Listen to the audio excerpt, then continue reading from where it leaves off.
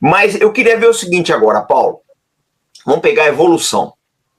A gente mostrou, acho que a gente tem um panorama bom do Vietnã, lógico que não vai esgotar, a gente vai ter que voltar nesse assunto outras vezes. Mas e aí? O que mudou na Ucrânia? Tá contigo aí, Paulo. Vamos dar o like, pessoal. Bom, primeiro que, como a gente falou, o Vietnã foi um grande laboratório.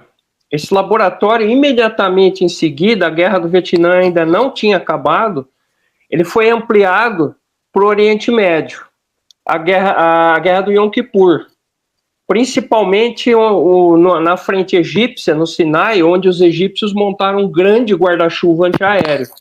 Ali eles tinham praticamente o que a União Soviética tinha de melhor dos sistemas de mísseis. Além do SA-2, versões mais modernas do SA-2, com sistemas de radares mais modernos, que já tinham contramedidas às contramedidas que os americanos tinham desenvolvido no Vietnã, o SA-3, né, o SA-6, e sistemas de artilharia antiaérea de fogo rápido, canhões, metralhadoras pesadas, canhões automáticos, e mísseis, manpads, né, mísseis antiaéreos portáteis, SA-7, em quantidades imensas. Você vai ter uma formatação do guarda-chuva de defesa antiaéreo. Para cada nível de altitude, você tem uma arma correspondente. O SA-2, ele era chamado de poste voador porque ele era muito grande.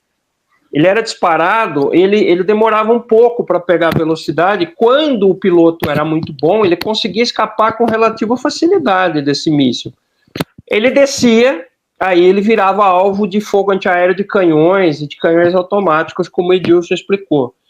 O que acontece no cenário da Guerra do Yom Kippur? Além de ser bem mais estreita a área operacional, diferente do que acontecia no Sudeste Asiático, você tinha outros tipos de mísseis terra-ar para altitude correspondente. Se o avião descia até certo ponto, você vai ver, no caso, o SA-6, por exemplo. Se ele descia mais, o SA-3.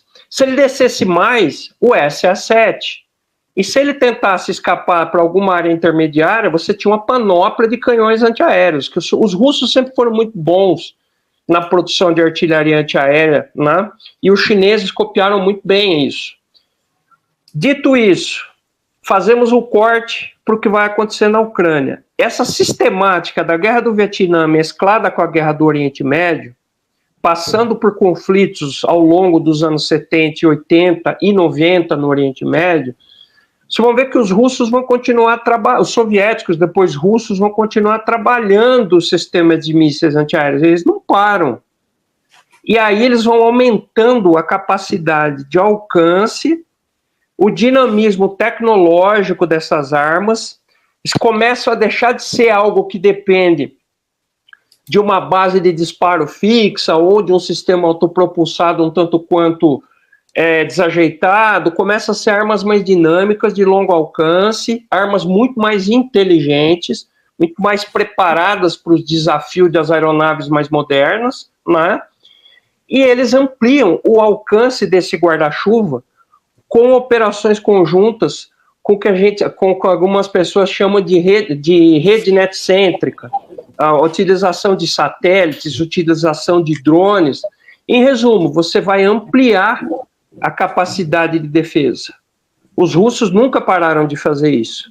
E aí nós chegamos finalmente à Ucrânia, e se você me permite, comandante, eu passaria para o Edilson, porque agora a gente vai ver o cenário da alta tecnologia sendo empregado na dinâmica de defesa antiaérea. É algo assim absolutamente fantástico, que torna os mísseis da época do Vietnã e da Guerra dos 6 Dias peça de museu, literalmente, embora alguns daqueles tempos ainda sejam usados, tipo o SA-5, que alguns chamam de S-200, né? Os ucranianos estão usando esse míssil até hoje, né?